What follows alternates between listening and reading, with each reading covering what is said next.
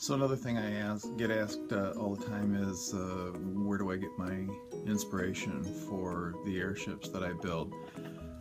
That's a good question. Sometimes it's historical stuff, like the airship behind me is actually a prototype for a classic Zeppelin that sort of looks like a Graf Zeppelin.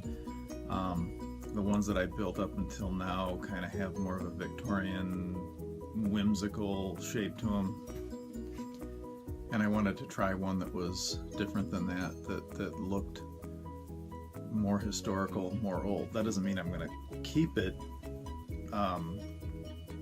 looking like a Graf Zeppelin. It just means that shape was something I wanted to explore. So I took some old pictures of Graf Zeppelins and looked at the contour of it, drew that out on a piece of paper, figured out how I was going to put that together, and then cut the pieces for the skeletal work. I know everyone always laughs because, hey, look, it's pizza boxes.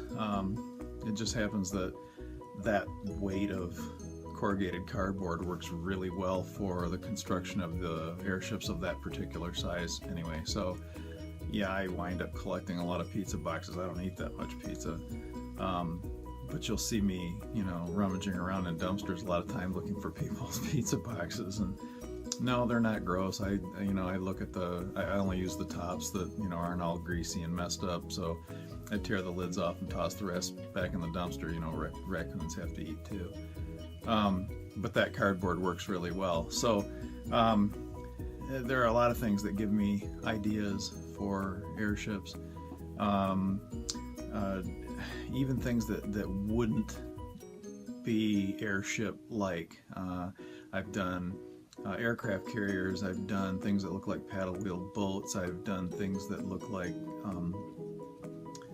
that are reminiscent of hot rod cars. I've even thought about doing ones that had something that looked like a steam engine train as the gondola.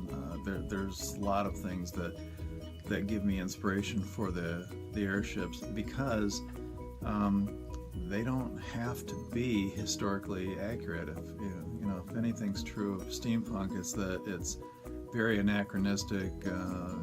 It's meant to be what would things look like if the Victorian era never stopped. It doesn't mean that it has to be scientifically accurate or historically accurate. It just has to have that feeling of discovery, that feeling of constructing something new. And so that's really what gives me ideas for new and bigger and better airships.